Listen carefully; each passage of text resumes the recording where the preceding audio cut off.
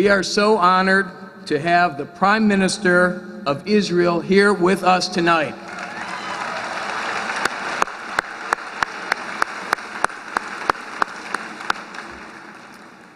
But before I introduce him, I want to first recognize a few very special guests from Israel who have also joined us. Defense Minister Ehud Barak.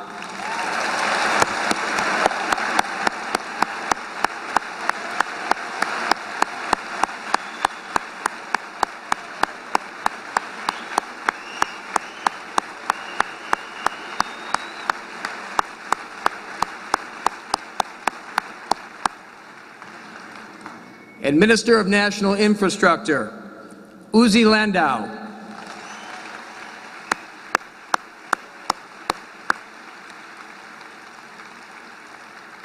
And the Prime Minister's wife, Sarah Netanyahu.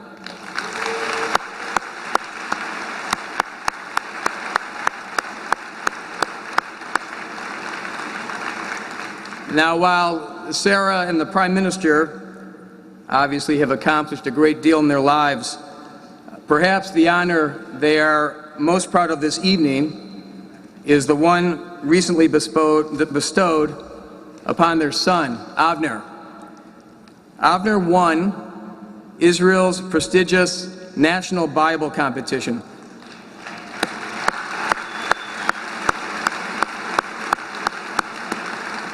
This is quite an accomplishment and quite a distinction. So congratulations to him and to his proud parents.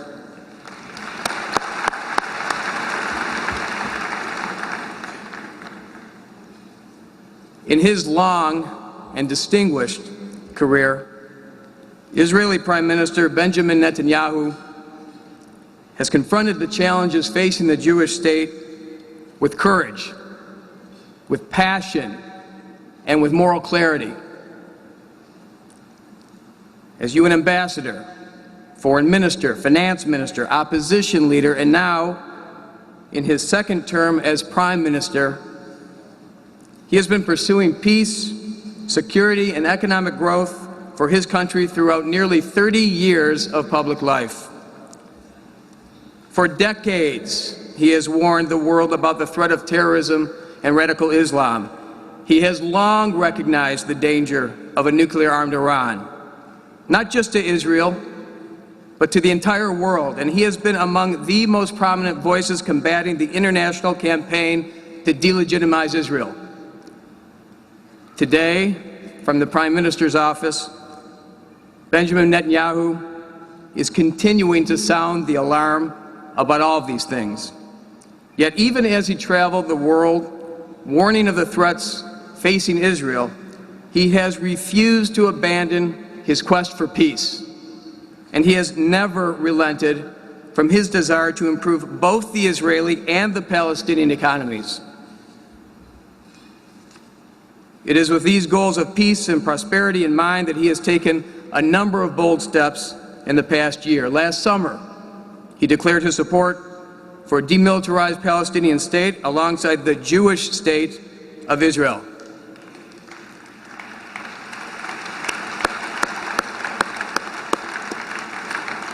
Now, I'll quote him here. "In my vision of peace in this small land of ours, two peoples live freely, side by side, in amity and mutual respect."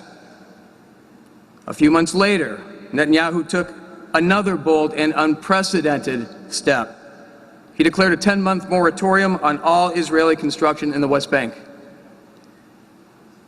And while the Palestinian Authority still refuses to enter into direct talks with them, he has nevertheless taken steps to make daily life easier for Palestinians by removing nearly 200 checkpoints and roadblocks in the past year.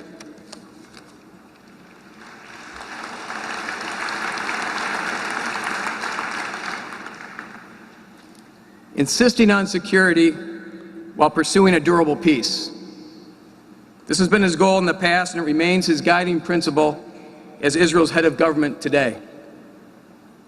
Mr. Prime Minister, on behalf of the 8,000 people in the room for tonight's AIPAC Gala banquet, I want to express my appreciation for the leadership you're demonstrating in your quest for peace, and for the way you've consistently sounded the alarm about the threat of Iran's nuclear program. We want you to know that we will do everything we can to ensure that the U.S.-Israel alliance remains unbreakable forever.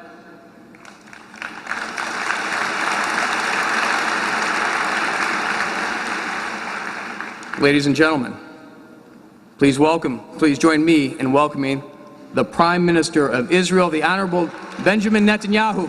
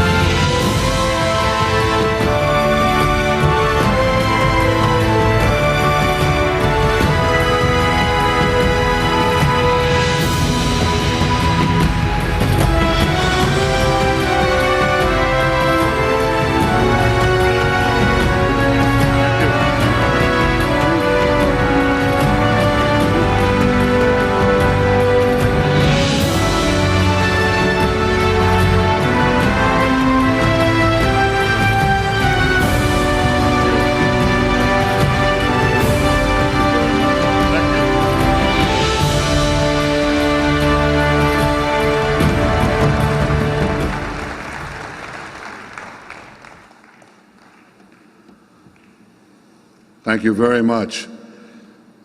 I think it was Woody Allen who said that he spent a lifetime trying to arrive late at a Jewish event and never made it.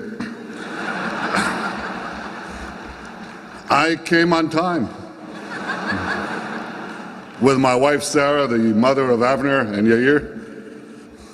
And it's very good to be with all of you, members of the Obama administration, senators, members of Congress, my colleagues, Defense Minister Ehud Barak and Minister Uzi Landau, Ambassador Michael Oren, and the distinguished ambassadors who are here from many countries, Howard Kaur, David Victor, Lee Rosenberg, all the leaders and all the members of AIPAC, and the 1,300 students who came from around this country.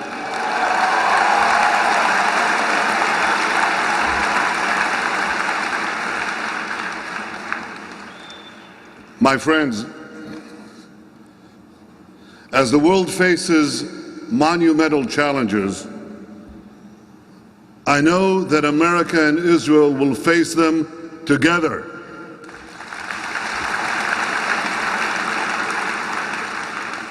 We stand together because we're fired by the same ideals and inspired by the same dreams. The dreams of achieving prosperity, security, and peace for all. Now, this dream seemed an impossibility to most Jews a century ago. You know, this month my father celebrated his 100th birthday.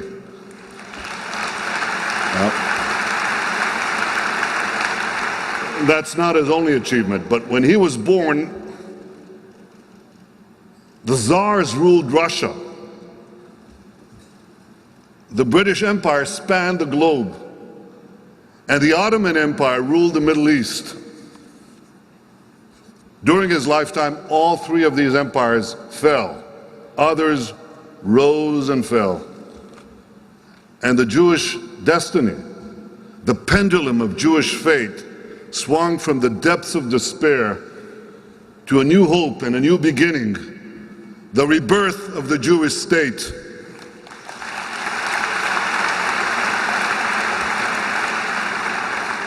See, for the first time in 2,000 years, a sovereign Jewish people could defend itself against attack. And before that, understand what transformation this was. Before that, in our dispersion, we were powerless, absolutely powerless to defend ourselves against an unremitting barrage of savagery, from the bloodletting in the Middle Ages to the expulsion of the Jews from England and then from Spain and then from Portugal. to the wholesale slaughter of Jews in the Ukraine, to the pogroms in Russia, culminating in the greatest horror of all, the Holocaust. The founding of Israel didn't stop the attack on the Jews, but it merely, well, it's more than merely, it gave the Jews the power to defend themselves against these attacks. I want to tell you about the day that I realized what this transformation was. It was the day I met Shlomit Vilmush over 40 years ago. I was 19 years old. I served with her son, with Shlomit's son Chaim, in the same elite military unit. And one dark night, during a battle in 1969, Chaim was killed in a burst of gunfire. At his funeral in a kibbutz in the Galilee, I learned something. I discovered that Chaim had been born shortly after his mother and father had been freed from the death camps of Europe. If Chaim had been born 2 years earlier, this daring young Israeli officer would have been tossed into the ovens like 1.5 million other Jewish children. Chaim's mother, Shlomit, told me that though she was in great anguish, she was proud. At least, she told me, and this is something I'll never forget as long as I live, at least, she said, my son fell wearing the uniform of a Jewish soldier defending the Jewish state.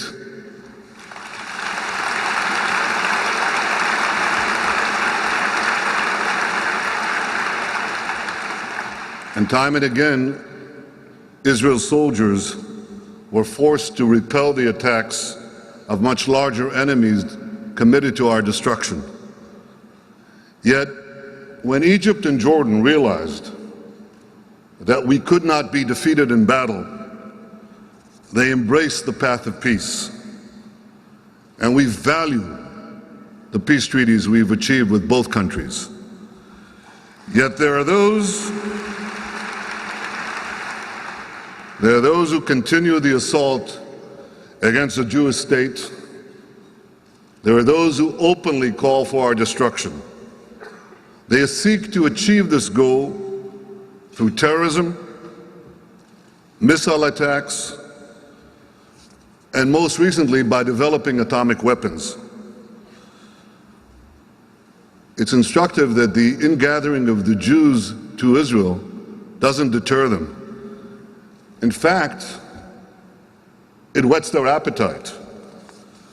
Iran's rulers say, Israel is a one-bomb country. The head of Hezbollah says, if all the Jews gather in Israel, it will save us the trouble of going after them worldwide.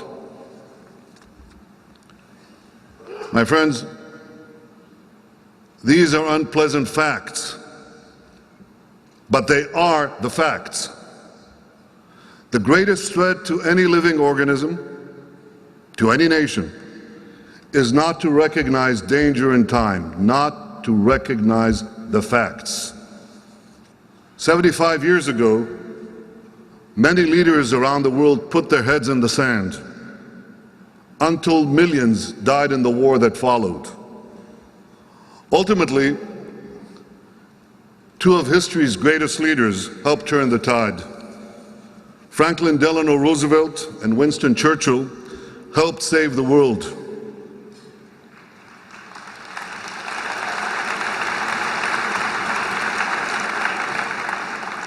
Indeed, they deserve every applause. They helped save the world, but they were too late to save 6 million of my own people, the Jewish people. The future of the Jewish state can never depend on the goodwill of even the greatest of men. Israel must always reserve the right to defend itself.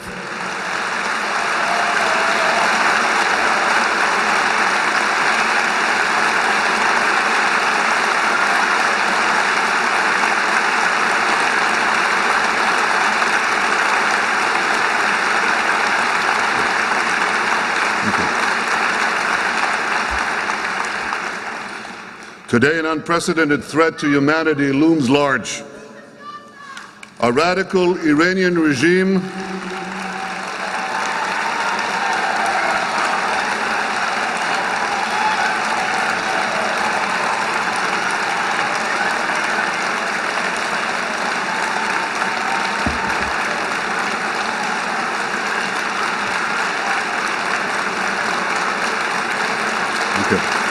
Thank you.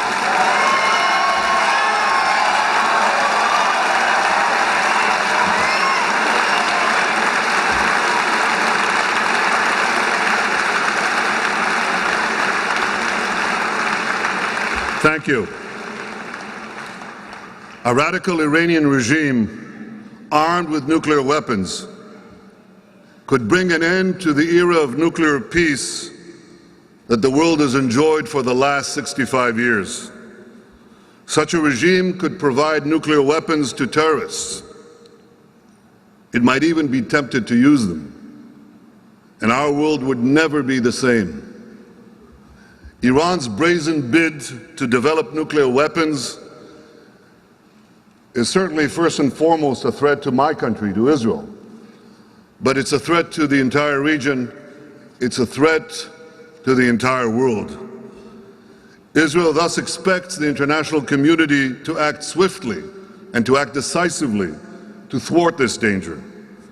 But we always reserve the right of self-defense.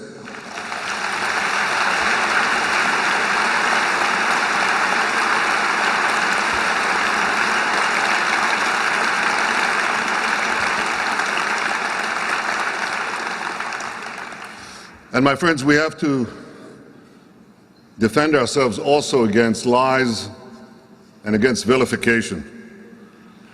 Throughout our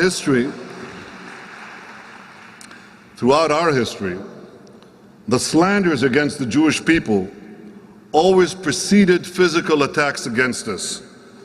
In fact, they were used to justify those attacks.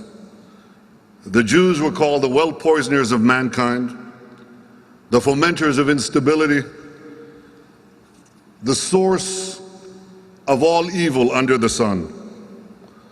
Unfortunately, as in the case of the physical attacks, these libelous attacks against the Jews did not stop with the creation of the State of Israel. It's true that for a time, overt anti-Semitism was held in check by the shame and the shock of the Holocaust, but only for a time. In recent decades, the hatred of the Jews has re-emerged with increasing force, but with an insidious twist. It is not merely directed at the Jewish people. It's increasingly directed at the Jewish state. And in its most pernicious form, it argues that if only Israel did not exist, many of the world's problems would go away. Now, I want to be clear. This doesn't mean that Israel is above criticism. Of course not. Israel, like any democracy, has its imperfections, but we strive to correct them through open debate and through scrutiny. Israel has independent courts, the rule of law, a free press, and a vigorous parliamentary debate. Believe me, it's very vigorous. Well, you've just gone through a week of healthcare voting. In Israel, every week is healthcare week. It doesn't stop. And I know that in this city, members of Congress refer to each other as my distinguished colleague from Wisconsin, the distinguished senator from California. In Israel, members of Knesset don't speak of their distinguished colleagues from Beersheba or Kiryat Shmona. We say, well, you don't know, well, you don't want to know what we say. Because in Israel, self-criticism is a way of life, and we also accept that criticism is part and parcel of the conduct of international affairs. But Israel should be judged by the same standards applied to other nations and to other democracies.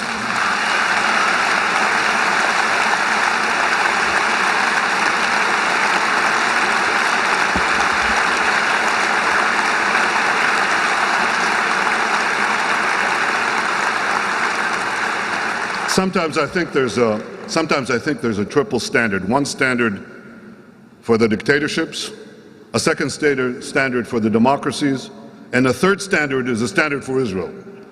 We should be judged by one standard.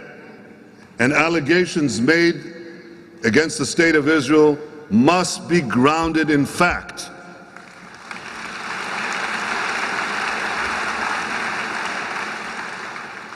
One allegation that is not grounded in fact is the attempt to describe the Jews as foreign colonialists in their own homeland.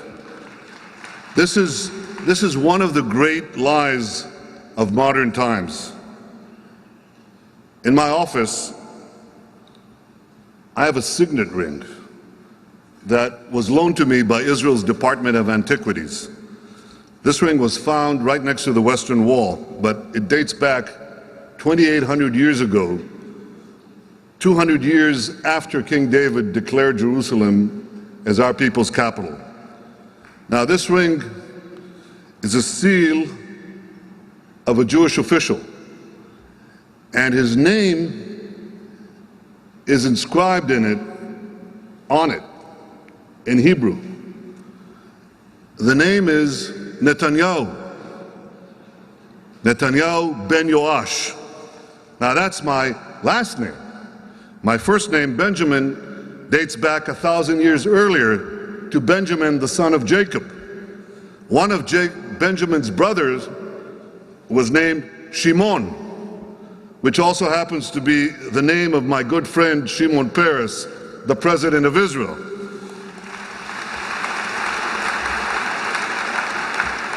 You see, nearly 4,000 years ago, Benjamin, Shimon, and their 10 brothers roamed the hills of Judea. Ladies and gentlemen, the connection between the Jewish people and the land of Israel cannot be denied.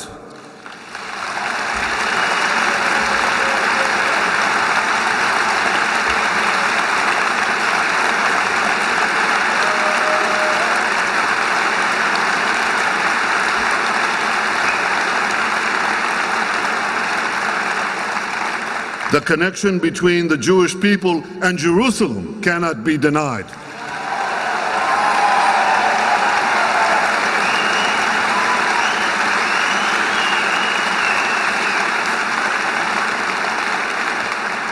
The Jewish people were building Jerusalem 3,000 years ago, and the Jewish people are building Jerusalem today.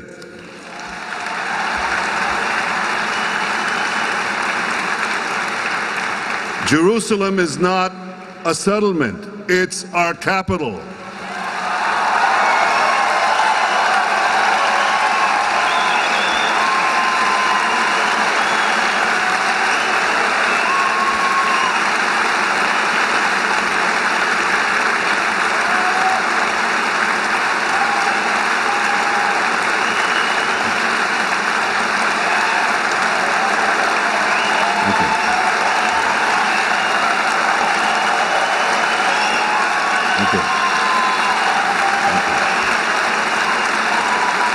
Thank you.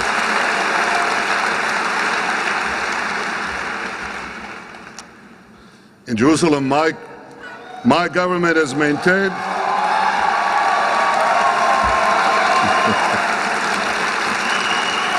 Thank you. Thank you. You're very kind. Thank you.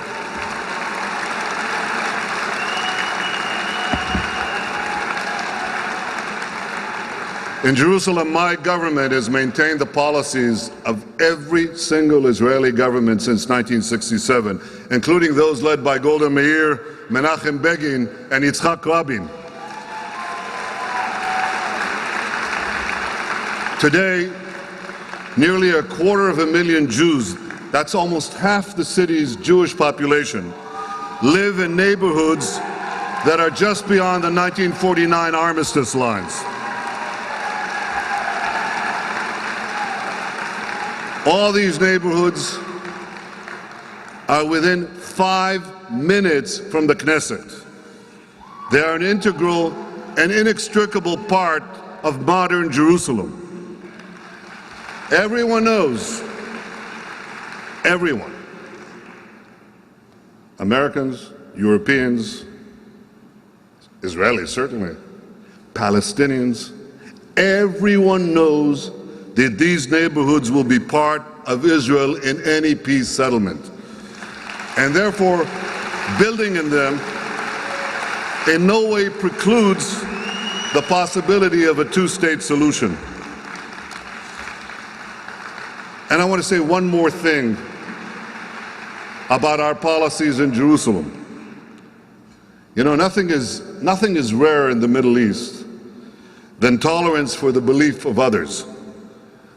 But it's only been under Israeli sovereignty in Jerusalem that religious freedom for all faiths has been guaranteed, and we shall continue to guarantee that religious freedom for everyone.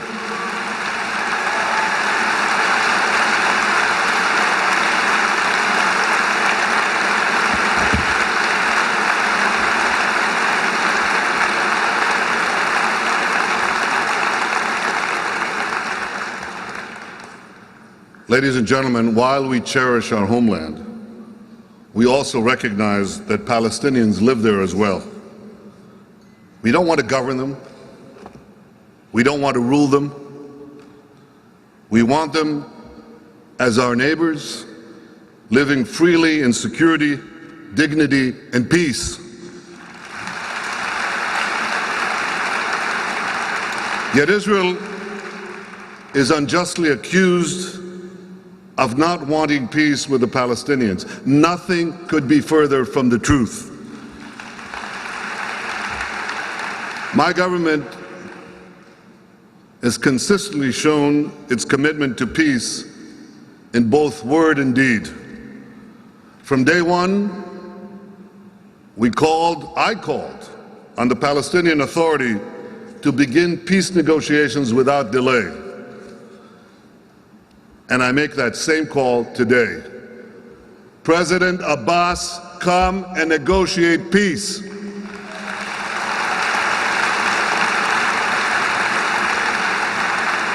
You know, that's so elementary and so obvious.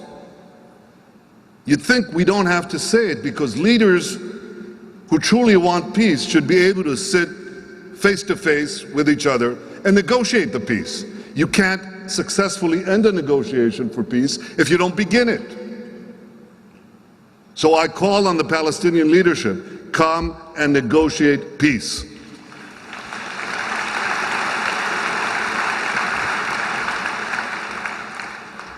Of course, the United States can help the parties resolve their problems, but it cannot solve the problems for the parties. Peace cannot be imposed from the outside. It can only come through direct negotiations in which we develop mutual trust, that mutual trust that is necessary to forge a common future. Last year, I spoke of a vision of peace in which a demilitarized Palestinian state recognizes the Jewish state.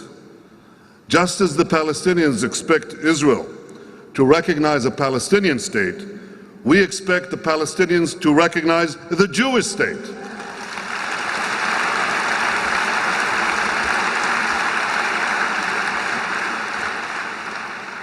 My government has removed hundreds of roadblocks, barriers, earth ramps, checkpoints, and this has facilitated tremendous Palestinian movement.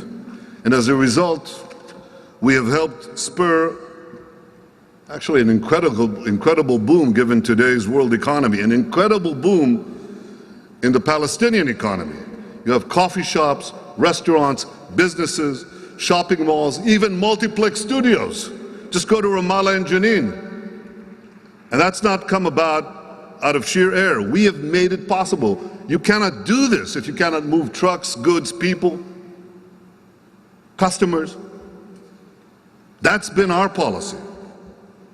And we added to that an unprecedented moratorium on new Israeli construction in Judea and Samaria. This is what my government has done for peace. Now I ask you, what has the Palestinian Authority done for peace? Well, you can judge for yourself. They placed preconditions on peace talks, waged a relentless international campaign to undermine Israel's legitimacy, and promoted the notorious Goldstone report that falsely accuses Israel of war crimes. In fact, they're doing that right now at the UN, at the grotesquely named UN Human Rights Commission.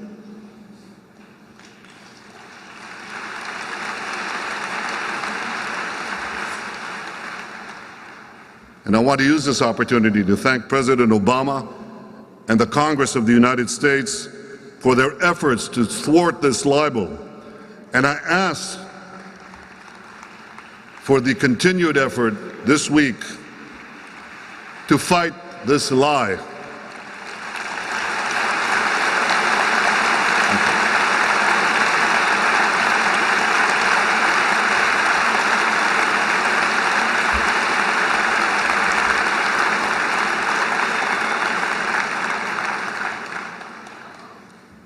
Regrettably, the Palestinian Authority has also continued the unabated incitement against Israel in their state-controlled media, in their schools and other institutions that come directly under their control,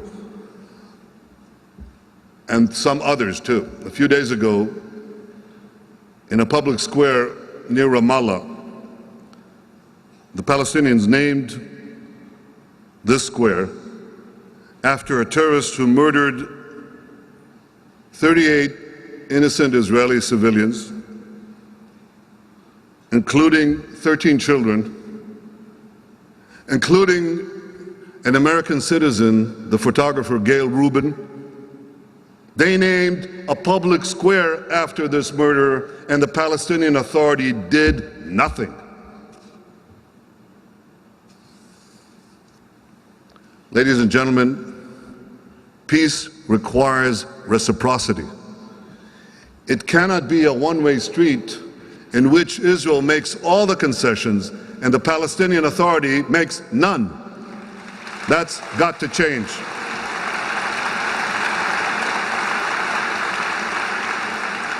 Israel stands ready to make the compromises necessary for peace, but we expect the Palestinians to compromise as well, to do their part.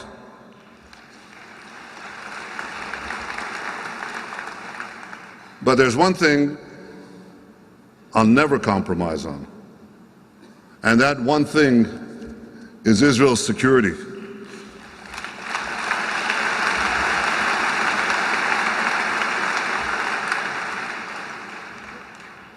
Let me express to you the difficulty of trying to explain Israel's security predicament to the citizens of the United States, a country that's 500 times the size of Israel. So I thought how I could best bring it home. And I asked you to imagine that the territory of the United States was compressed down to the size of New Jersey. Now, I'm not picking at New Jersey because our ambassador, Michael Oren, comes from New Jersey. It happens to be the right size. So now, you squeeze the United States down to the size of New Jersey. And next, you put on New Jersey's northern border an Iranian terror proxy called Hezbollah, which fires 6,000 rockets into that small state. Then imagine that this terror proxy amasses another 50,000 rockets to fire at you. Now, I'm not finished. You take New Jersey's southern border and you put another Iranian terror proxy on it, and you call it Hamas. And it too fires 6,000 rockets into your territory while smuggling even more lethal weapons into its territory. You think you'd feel a little vulnerable? You'd think you'd expect some understanding from the international community when you have to defend yourself? I think any fair-minded person would recognize that we face security problems and challenges unlike any other nation on earth. And therefore, a peace agreement with the Palestinians must have effective security arrangements on the ground, not just on a piece of paper, on the ground.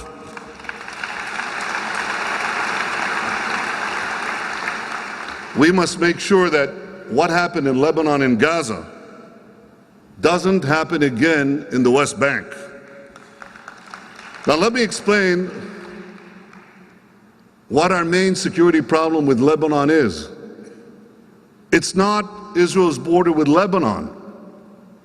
It's Lebanon's porous border with Syria, through which Iran and Syria smuggle thousands and thousands of rockets and missiles to Hezbollah.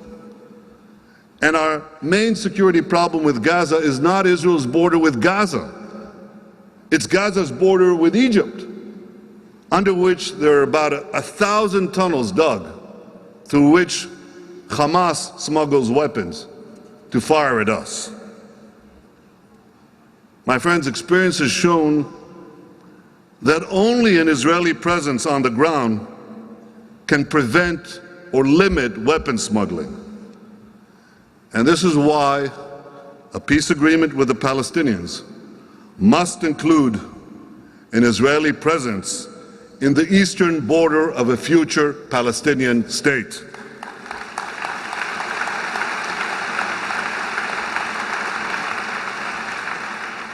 If peace with the Palestinians proves its durability over time, we can review security arrangements. We are prepared to take risk for peace, but we will not be reckless with the lives of our citizens and the life of the one and only Jewish state.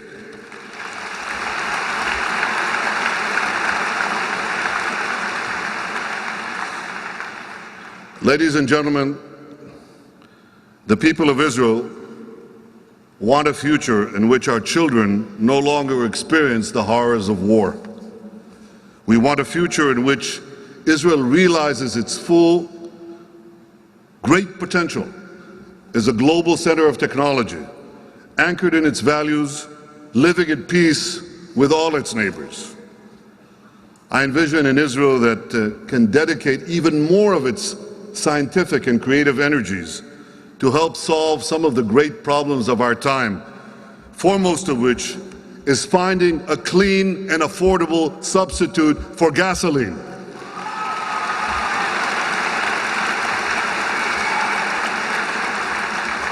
And when we find that alternative, we will stop transferring hundreds of billions of dollars to regimes which support terror worldwide.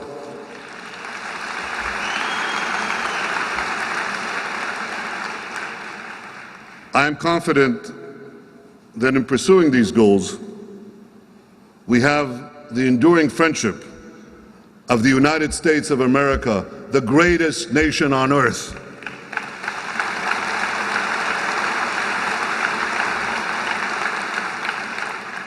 The American people have always shown their courage, their generosity, their decency. From one president to the next, from one Congress to the next, America's commitment to Israel's security has been unwavering.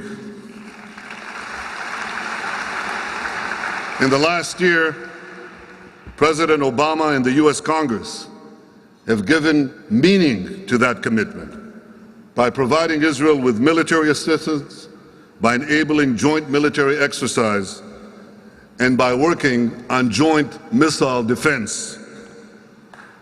So too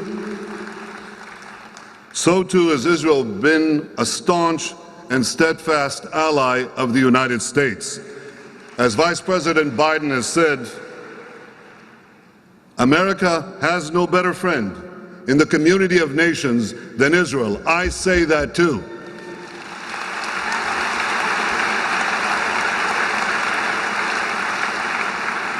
For decades, Israel served as a bulwark against Soviet expansionism. Today, it is helping America stem the tide of militant Islam. Israel shares with America everything, and I mean everything, that we know about fighting a new kind of enemy. We share intelligence.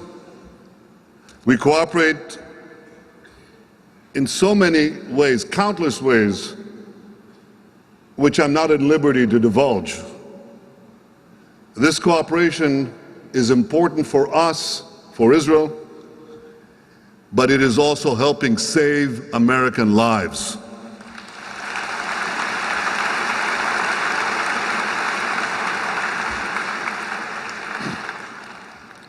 Our soldiers and your soldiers fight against fanatic enemies that loathe our common values. In the eyes of these fanatics, we are you and you are us. To them, the only difference is that you are big and we are small. You see, you are the great Satan and we are the small Satan. Now, there's an important point here. This fanaticism's hatred of Western civilization predates the establishment of modern Israel by 1,000 years. Militant Islam does not hate the West because of Israel.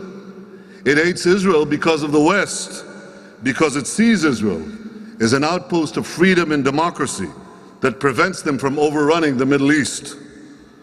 That is why when Israel stands against its enemies, it stands against America's enemies.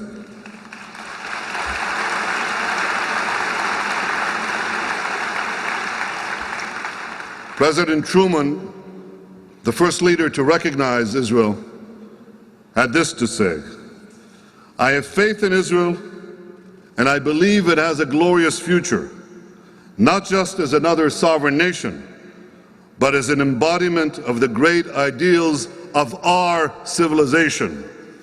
My friends, we are gathered here today because we believe in these common ideals of our great civilization.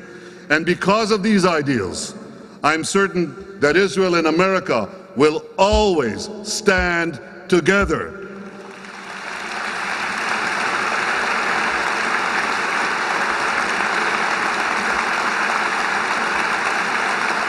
Thank you. Thank you.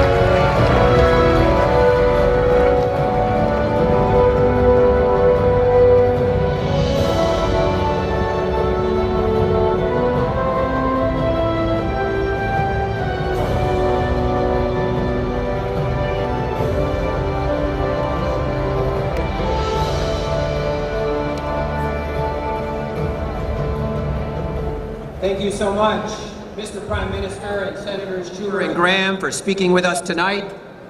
We are most grateful to you and to all of our distinguished guests that have joined us for this wonderful evening.